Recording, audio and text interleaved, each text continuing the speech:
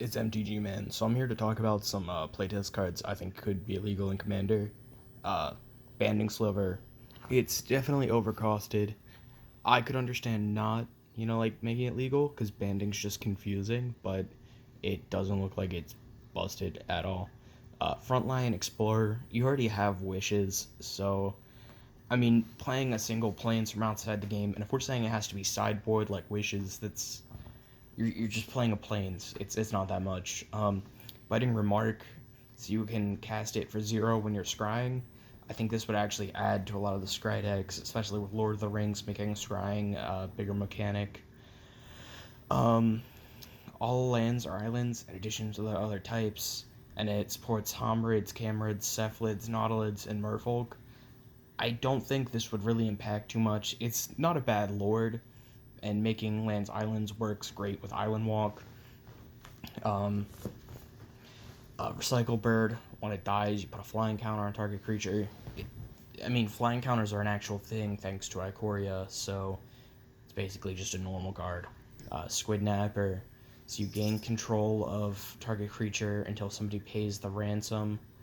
Um, we already have that one enchantment. It's one white. It's from New Capenna, and they have to pay 7 in order to get rid of it.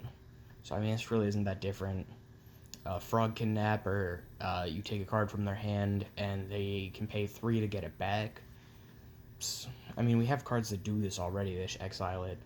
Gunk Slug creates 3 tokens, shuffles them into the opponent's library, and Gunk is just a 4. You pay 4 to cycle it. I think this really. In Yu Gi Oh!, there's Parasite Parasite, which does something somewhat similar.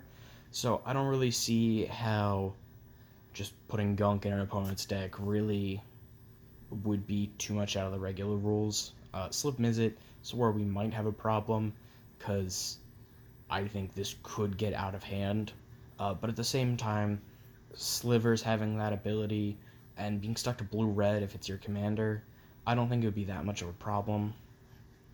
Golgari Deathswarm is literally just a it's it it's a regular creature. I don't think there's any problem with it. Slivdrazi Monstrosity, that Annihilator will make things have to be sacrificed when your slivers attack, which is a little bit of a problem. But other than that, I don't think it would be a problem whatsoever. I mean, the the 3 ability would be great because Sliver Queen's on the reserve list, so we don't really have too many other abilities like that. Mirrored Lotus, you create a Black Lotus, but all of your opponents also create a Black Lotus.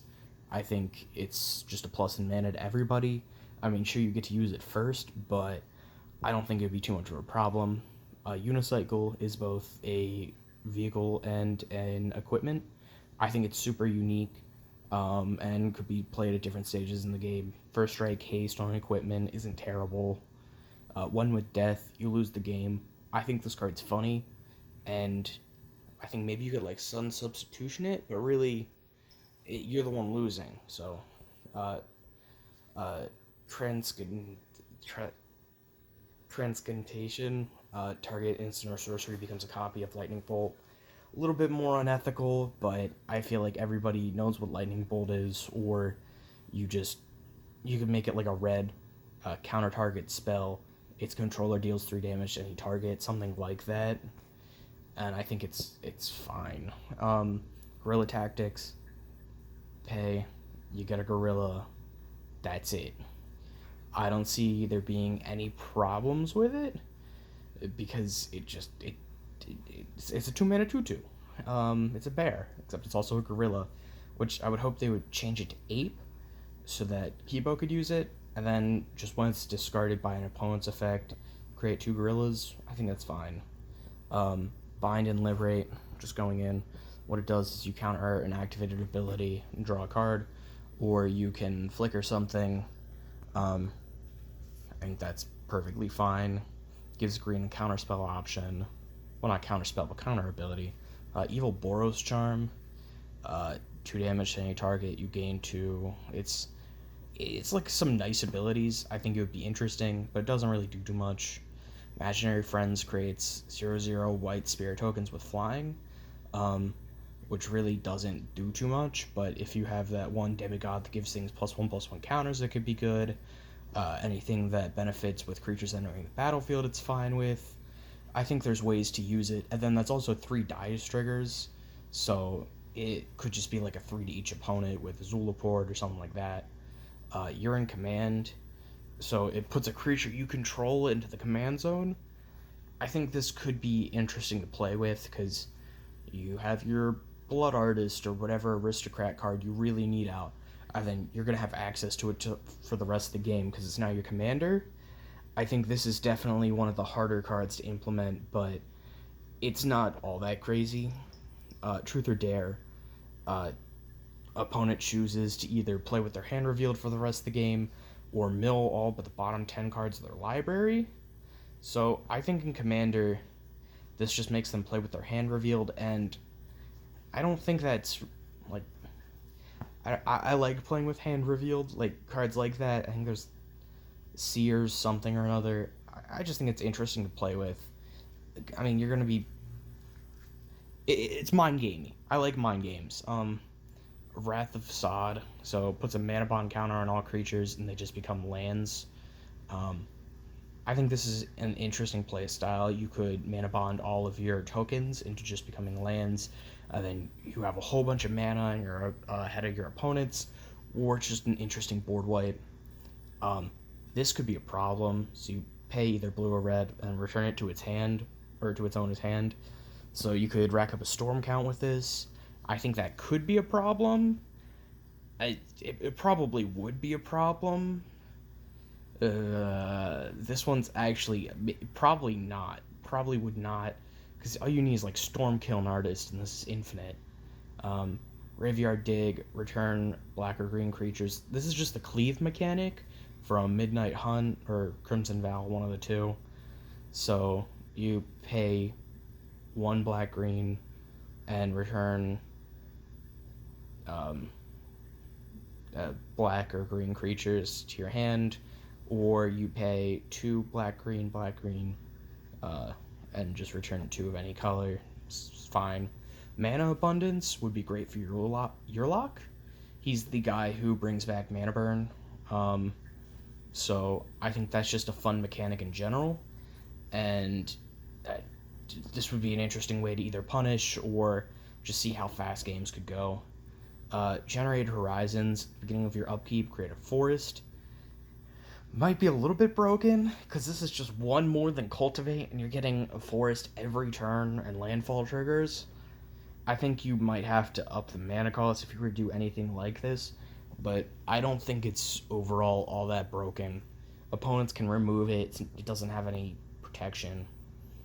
Rift is just like Gemstone Caverns. Yeah, it's fine. Wasteland destroys a non-basic land, and its controller creates a waste. I think this might be a problem, because it's just generally better. But then again, at the same time, you don't get your land back. But not giving them a color fixing of choosing a land and just being stuck with a waste could be beneficial. Hard to tell. Enchanted Prairie, it's just a tap land. The fact it's an enchantment is cool, can activate Constellation, goes with those themes, draws you cards or whatever, depending on what you have on the field. Taiga Stadium, it benefits you for playing Gruul, which I think is cool.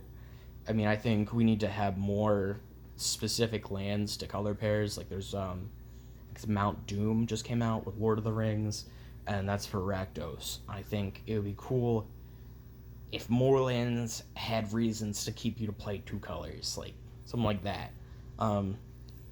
Not just Bayou.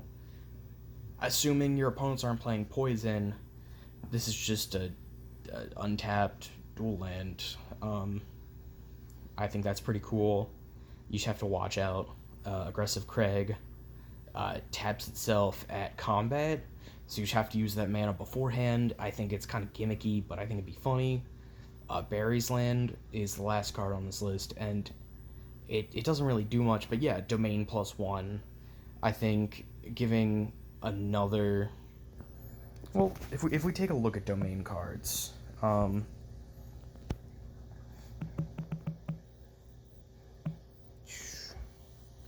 yeah, I mean, that could make Scion of Drago cost 0.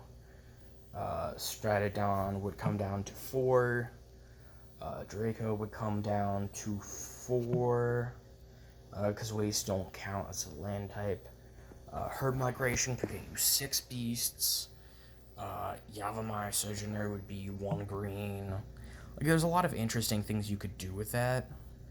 I think especially things like Prismatic Geoscope just becomes a better Gilded Lotus, because you're able to add 6, which would be pretty cool. And yeah, that's my list. See you guys. Famous YouTuber MTG Man signing out.